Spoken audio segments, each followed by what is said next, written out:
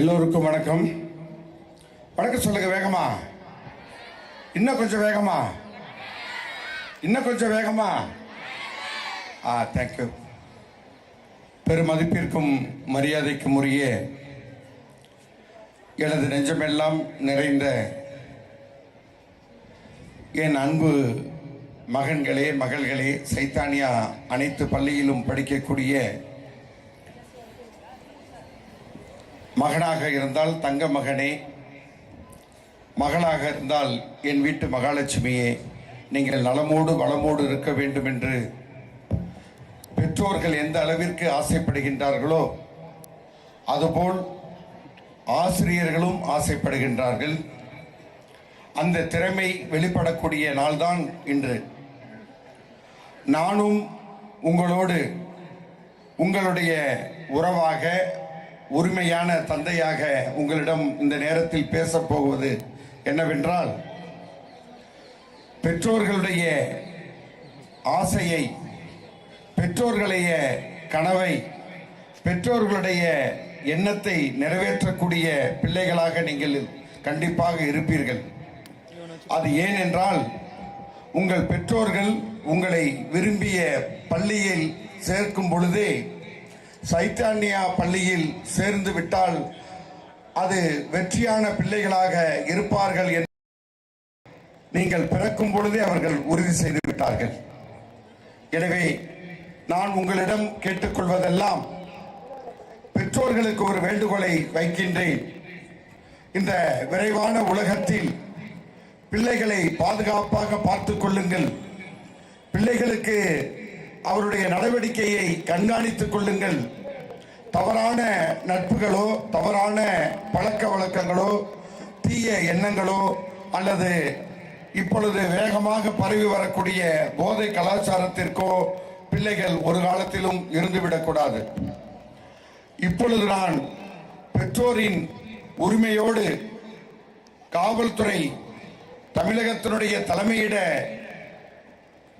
கூடுதல் கண்காணிப்பாளர் பெண்கள் மற்றும் குழந்தைகள் சிறார்கள் குற்றத்தடுப்பு பிரிவு, இது எனக்கு பொருத்தமான மேடை. இருக்கக்கூடிய அனைவரும் உங்களுக்கு நான் ஒரு தந்தையாக பேச வேண்டிய சூழல் எனக்கு இருக்கிறது. இந்த காலத்தில் பெற்றோர்கள் என்ன நினைக்கின்றீர்கள் என்றால், பிள்ளைகளை வளர்த்து விட்டால் அல்லது பிள்ளையை பள்ளிக்கு அனுப்பிவிட்டால் உங்களுடைய கடமை முடிகிறது என்று நினைக்கின்றீர்கள். உங்கள் வீட்டில் இருப்பதை விட அதிக நேரம் அறிவுக்காக, தனது படிப்புக்காக பள்ளியில் தான் அதிக நேரம் செயல்பட்டு கொண்டிருக்கின்றார்கள் உங்கள் மகன் மகள்கள். அதனால் பெற்றோர்கள், பிள்ளைகள் அனைவரும் ஒரு கரகோஷத்தை நான் இருகரம் கூப்பி கேட்டுக்கொள்கின்றேன். உங்கள் தேர்ச்சியை, உங்களுடைய நலனை, உங்களுக்கு தாயாக இருந்து இந்த ராமாபுரம் பள்ளியினுடைய தலைமையை ஏற்றிருக்கக்கூடிய தலைமை ஆசிரியர் ரம்யா மேடம், அவரை சார்ந்திருக்கக்கூடிய அனைத்து ஆசிரியர் இருபாளர்களுக்கும் உங்களுடைய பலத்த கலகோஷத்தை எழுப்பும்படி அன்போடு கேட்டுக்கொள்கின்றேன். இப்பொழுது மேடையிலே பார்க்கின்றேன், ஆண்களை விட பெண்கள் தலை சிறந்து இருக்க வேண்டும் என்பதை நான் அதிகம் மேடையிலே பேசுவேன். அது இன்று இந்த மேடையிலே பார்க்கும் பொழுது எனக்கு பெருமையாக இருக்கிறது. சைத்தானியா பள்ளியின் கிளைகளில் இருந்து வந்திருக்கக்கூடிய ஒவ்வொரு தலைமை ஆசிரியரையும் இருகரம் கூப்பி கேட்டுக்கொள்கின்றேன். பெண்களால் மட்டுமே தான் முடியும் ஒரு உயர்ந்த நிலையை கொண்டு வருவதற்கு. நீங்கள் பெற்ற பிள்ளைகளையே பெற்றோர்கள் பராமரிக்க சிரமப்படும் பொழுது ஆயிரம் பிள்ளைகளை தாய் உள்ளமாக அரவணைக்கக்கூடிய ஆசிரியர்களுக்காக மீண்டும் ஒரு முறை எல்லோரும் கைத்தட்டுங்கள். உங்கள் பிள்ளை நலமோடு இருக்க வேண்டும், சீரோடு இருக்க வேண்டும், சிறப்போடு இருக்க வேண்டும். நீங்கள் பெற்றோர்கள் தேர்ந்தெடுக்க முடியாத திறமையை ஆசிரியர்கள் கண்டுபிடித்து பிள்ளைகளை அரவணைத்து ஒவ்வொரு தாய் உள்ளமாக, ஒவ்வொரு பிள்ளைகளுக்கும் தாயாக அவர்கள் மாறிதான் ஒவ்வொரு நாளும் பள்ளியை நடத்தி கொண்டிருக்கின்றார்கள். சில பெற்றோர்கள் நினைக்கின்றீர்கள், பள்ளியில் சேர்த்துவிட்டு பணத்தை கட்டிவிட்டு பிள்ளையை அனுப்பிவிட்டால் கடமை முடிந்தது என்று. அப்படி நினைக்காதீர்கள். தாய் உள்ளமாக இருக்கக்கூடிய ஆசிரியர் இருபாளர்களையும் அரவணைப்போடு உங்கள் பிள்ளைகளை எந்த சூழலில் இருக்கின்றார்கள் என்பதை எல்லாம் ஒரு முறைக்கு இருமுறை பள்ளியில் சென்று ஆசிரியர்களை கலந்து பேசுங்கள். கேள்விகளை பெற்றோர்கள் கேட்க இருக்கின்றீர்கள். ஆனால் நான் கேட்கக்கூடிய கேள்விக்கு பெற்றோரிடமிருந்து பதில் இருக்குமா என்றால் கண்டிப்பாக இருக்காது. நீங்கள் அவசர உலகத்தில் இருக்கின்றீர்கள். உழைக்க வேண்டும், ஓட வேண்டும். ஓடினால்தான் பிள்ளைகளுடைய வாழ்க்கையை பார்க்க முடியும், ஊதியத்தை பெற முடியும். பெரும்பகுதியாக தனியார் நிறுவனத்தில் இருப்பீர்கள். கணவனும் மனைவியும் வேலை செய்வீர்கள். ஆனால் இந்த நேரம் பிள்ளைகளை கண்காணிக்க வேண்டிய நேரம். பிள்ளைகள் எது சரி எது தவறு என்று முடிவெடுக்க முடியாத பிள்ளைகளாக இருப்பார்கள்.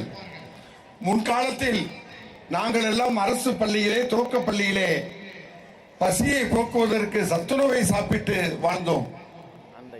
ஆனால் உங்கள் பிள்ளைகள் நலமோடு இருக்க வேண்டும் என்று அவர்கள் கஷ்டப்படக்கூடாது என்பதற்காக கவலைகளை பிள்ளைகளுக்கு தெரிவிப்பதில்லை.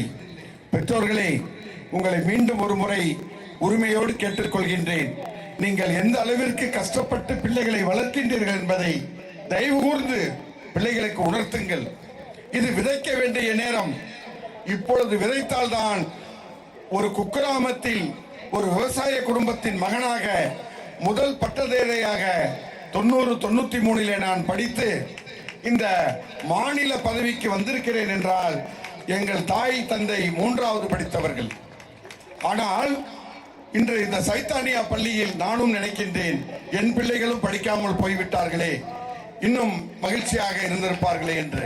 ஆனால் காலம் கடந்து விட்டது. உங்களுக்கு என் குரல் எப்பொழுதும் இருக்கும். பெற்றோர்களே, நீங்கள் கண்ட கனவு, நீங்கள் பிள்ளைகள் எதிர்பார்க்கக்கூடிய அளவு கண்டிப்பாக உங்கள் கவலைகளை போக்குவார்கள், கஷ்டத்தை தீர்ப்பார்கள். நீங்கள் நினைத்ததை விட இந்த சாதனையாளராக இருக்கக்கூடிய தலைமை ஆசிரியர்களை பார்க்கின்றேன். பெண் பிள்ளைகளை பெற்ற பெற்றோர்களே, உங்களை மீண்டும் மீண்டும் பெருமையாக கொள்கின்றேன்.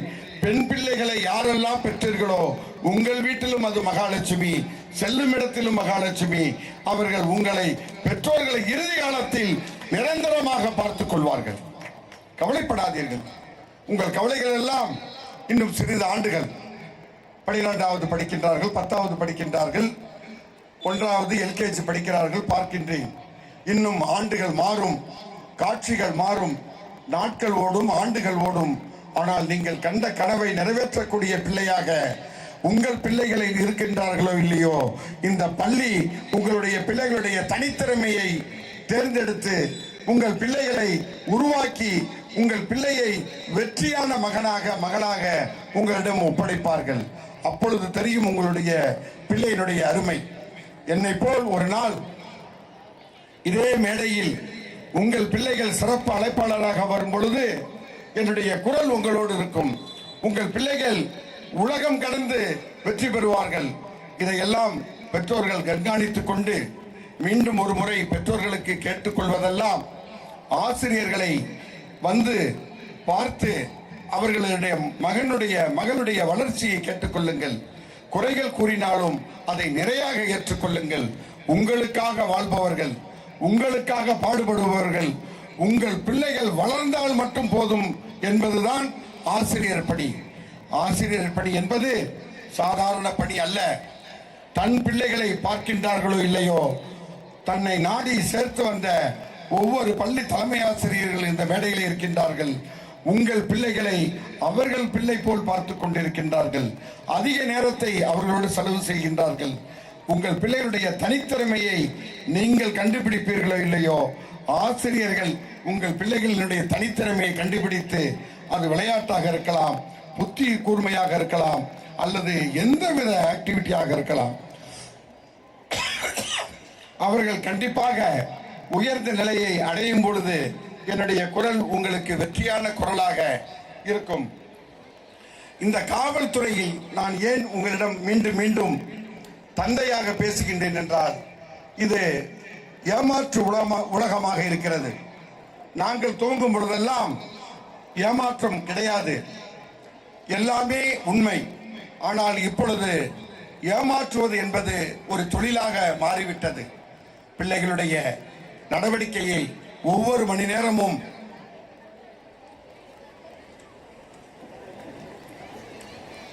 கண்காணிங்கள்.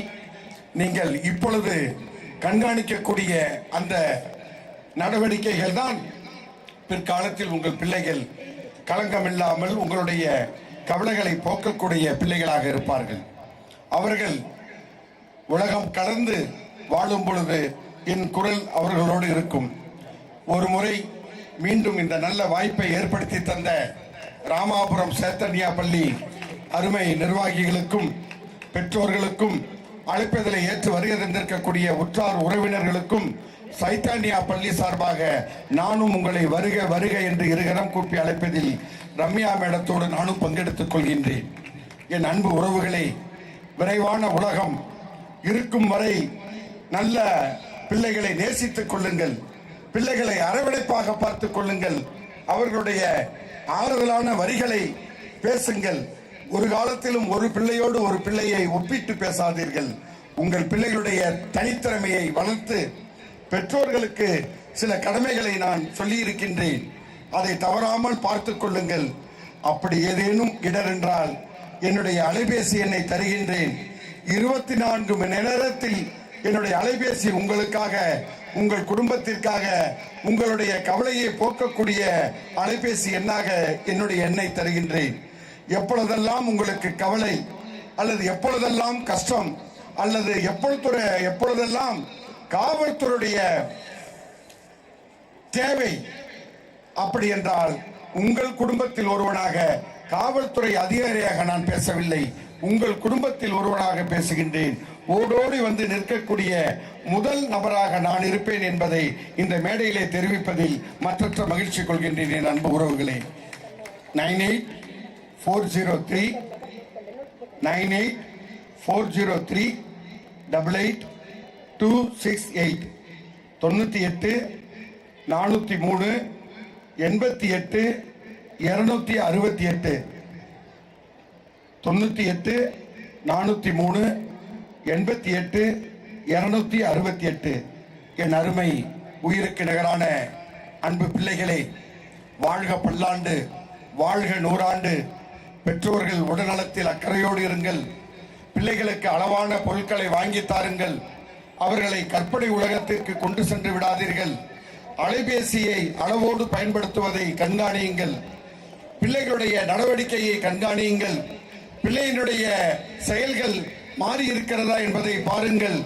பிள்ளைகள் தேர்ந்தெடுக்கக்கூடிய நட்பு சரியான நட்பா என்பதை பாருங்கள். ஒரு முறைக்கு இருமுறை பரிசீலனை செய்யுங்கள். சந்தேகம் மட்டும் பட்டு விடாதீர்கள். பிள்ளைகளை அவர்கள் பரந்த உலகத்தில் விரைந்து சிறகடித்து பறக்கட்டும். ஆனால் தடுமாறக்கூடிய பிள்ளைகளாக, கவலை அளிக்கக்கூடிய பெற்றோர்களாக பிற்காலத்தில் இருக்காதீர்கள் என்று கூறி, எல்லாம் வல்ல இறைவன் உங்களுக்கு துணை இருப்பான். நான் வணங்கக்கூடிய முருகன் நலமோடு உங்களை பாதுகாப்பான். உங்கள் பெற்றோர்கள் கவலைகள் விரைந்து சீராகும். உங்கள் கடன்கள் குறையும், கவலைகள் மாறும். 2026 வெற்றியான ஆண்டாக, வெற்றி பெற்றவர்கள் நம்ம தான் ஸ்போர்ட்ஸ் டைம் நடந்துச்சாச்சா? இனிமேதான். அப்ப வெற்றி பெற்றவர்களுக்கு என்னுடைய வாழ்த்துக்கள். ஆனால் தோல்வி அடைந்தவர்களை நான் அதிகம் வாழ்த்துவேன்.